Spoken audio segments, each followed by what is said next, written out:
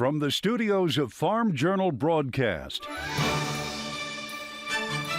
this is U.S. Farm Report. Welcome to U.S. Farm Report this weekend. I'm Tyne Morgan, and here's what's in store over the next 60 minutes. It's no surprise net farm income is expected to fall this year, but not all economists agree on how much.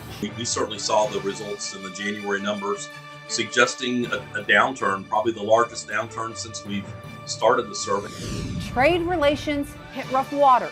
You're going to see increased friction between the United States and China, much like you're seeing right now between China and the EU. We'll tell you why. The push to plant is around the corner, so is the bug to plant. No matter what we do with the equipment we have, the day that first neighbor goes, the whole countryside breaks loose. So our conditions correct to get moving in those situations. Why patience may be a key ingredient to flip your soils. And this isn't your typical farm dog, how this beloved canine helped one farmer heal and provided hope.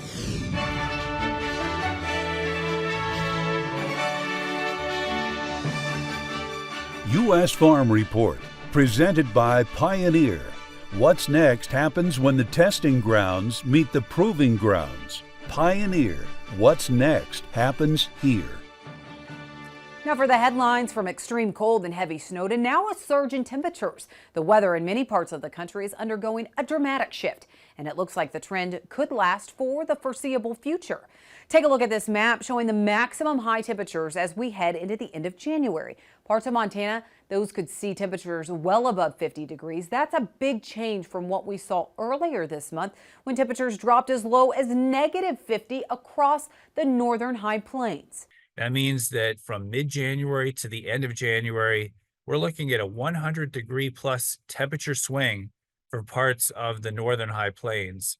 It won't be quite as dramatic for the rest of the country, but it will be a big turnaround that could lead to some rapid melting of snow and some very muddy conditions in areas that were affected by those multiple snowstorms. In the south, the concern is for heavy rains, with some areas seeing 8 inches plus, all the way from eastern Texas to the central and southern Appalachians. And while that may be good news for drought-impacted areas, Rippey says it could lead to flash flooding.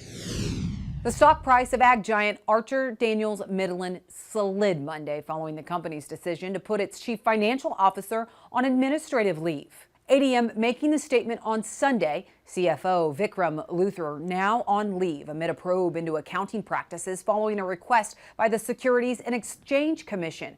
Reuters reporting there are questions with respect to ADM's nutrition business, which supplies ingredients including plant-based proteins, natural flavors, as well as supplements and other things. ADM's stock price then fell Monday to its lowest level in several years. It also appointed an interim CFO and says it is cooperating with the SEC.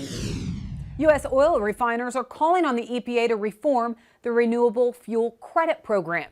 Reuters reporting the refiners want the EPA to restrict who can participate. They claim the current trading environment allows for market manipulation and increases fuel costs.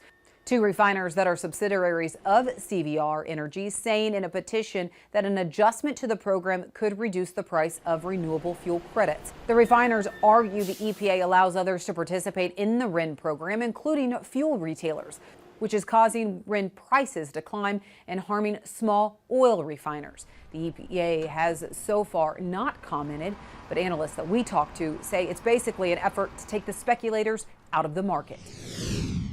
Well, we're all familiar with those USDA grades for beef at the grocery store. Now the agency is starting a new pilot program that would expand that grading. It's called the Remote Grading Pilot for beef, and the idea is to attract more small and independent processors to the program. USDA's Ag Marketing Service says it allows remote graders to use photos taken at the plant along with videos to issue grades for beef cuts and carcasses. It says it will help cut costs and location barriers to participate in the voluntary grading services. It's going to be available to any processing facility that does not currently have a full or part-time grading system in place. And we're only going to charge the producer for the time spent reviewing the pictures and making the determination. Vilsack says on average, a beef carcass that grades as USDA prime is valued at hundreds of dollars more than an ungraded carcass. And can pigs help people live healthier lives? A new study is showing promise in people with liver failure. Surgeons are recently doing something unusual. They externally attached a pig liver to a brain-dead human body. They watched it successfully filter blood, which is a key step toward eventually trying the technique on living patients with liver failure. Doctors at the University of Pennsylvania conducting the surgery, they say externally attaching the pig liver creates a bridge to support failing livers by doing the organ's blood cleansing work externally, similar to dialysis for failing kidneys. Animal to human transplants often fail because people's immune systems reject the organ. Scientists are now working with pigs whose organs have been genetically modified to be more human-like. You can read more about this at porkbusiness.com. We talked about it earlier, a major temperature swing setting in across the U.S. We'll have a check of your weather coming up next. Join us in Orlando at the 2024 NCBA Cattle Convention. Don't miss U.S. Farm Report host Tyne Morgan's live taping with industry experts February 1st at noon. Be part of the live audience at the Chuck Wagon Cafe #1.